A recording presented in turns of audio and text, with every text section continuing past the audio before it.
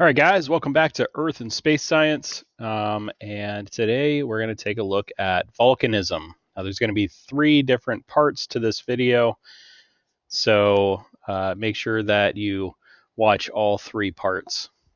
So before we actually move into the parts, I want to ask a question, or at least a couple of questions here, right? So, what do you know about volcanoes? What is a volcano? What types of material erupt from volcanoes? Are all eruptions the same? And can you name at least three volcanoes? So think about those for a moment. You can pause the video, and then we'll come back and answer these questions. So moving into section one, we're actually going to take a look at basically the parts of a volcano, the anatomy of a volcano, and how plate tectonics actually influence volcanism. So we have different zones of volcanism. So volcanoes are actually fueled by magma, which is a mixture of molten rock, mineral crystals, and gases.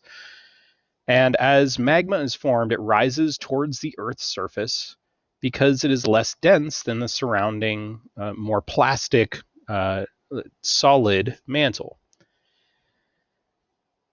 So volcanism actually describes all of the processes that are associated with the discharge of magma, other hot fluids, ash, and gases.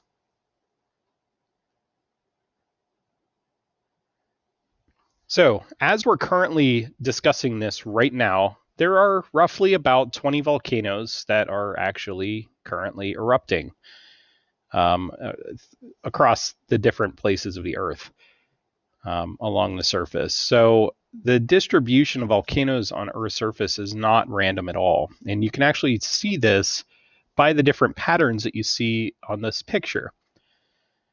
So there are specific places where it's more common to run into a volcano. So most of the volcanoes actually form at plate boundaries, which we've already talked about plate tectonics. And a majority of these actually form at convergent and divergent boundaries. Now, there is that third type of boundary that we have discussed, the transform boundaries, which are where plates are moving side to side, but we're not going to get volcanoes there for specific reasons, which we'll actually get into a little bit more as we look at convergent and divergent boundaries. So, only about 5% of the volcanoes that are found on Earth's surface form actually pretty far from plate boundaries. So, they don't always occur at plate boundaries. So, we actually have a specific name for these types of these spots on Earth, right? And we'll actually get into that also. So let's take a look at convergent volcanism to start off with. So recall that tectonic plates collide, they come together at convergent boundaries, which can actually form what are called subduction zones, which means that we have these places where slabs of crust actually are forced under another chunk of crust. The more denser the crust, right, it's going to be forced underneath, and it's going to cause it to descend down into the mantle. You can see that process in this picture here. So the denser oceanic lithosphere, or the denser oceanic crust, right, is forced down underneath the less dense continental lithosphere. So as that slab starts to slide under, water is actually released. Because of the weight of the water, all that water is also forced into lots of cracks and crevices. And as that plate continues to slide down under, those soaking wet rocks begin to heat up the farther down they go. So what happens is it helps, because of that water starts to superheat and turn into kind of a steam. It actually helps to melt the overlying mantle rock. So as that water, because it's less dense than the mantle, is kind of forced upwards, it's starting to superheat and melt that rock, forming magma. And magma is also less dense than the mantle, so it also will continue to rise just as the water. So as it rises towards the surface. It mixes with other rocks and minerals and sediments, and collects gases along the way. And eventually, as the magma nears the surface, it forces up sections of land. And we have these volcanoes that are characterized by very, very explosive eruptions. So a good example of this would be Mount St. Helens, which erupted in 1980. So we have two major belts that we really find a lot of the Earth's volcanoes along. The first section is known as the Circum-Pacific Belt. This is also known as the Pacific Ring of Fire. The belt stretches along the western coasts of North and South America and across the Aleutian Islands, which is separates the Bering Sea from the northern Pacific Ocean, down the eastern coast of Asia, along Japan and the Philippines, down through Indonesia, and then out around the southern Pacific, down along New Zealand. We also have the Mediterranean belt. This is a much smaller belt of volcanoes, but keep in mind that we have a convergent plate boundary that's occurring here, to where we have the African plate that is actually pushing into the European plate.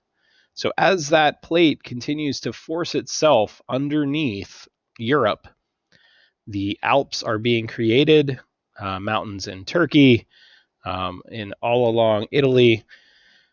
So we have areas where, because this African plate is diving beneath the European plate, it's forcing up material and forcing magma to be created, and that magma rises to the surface.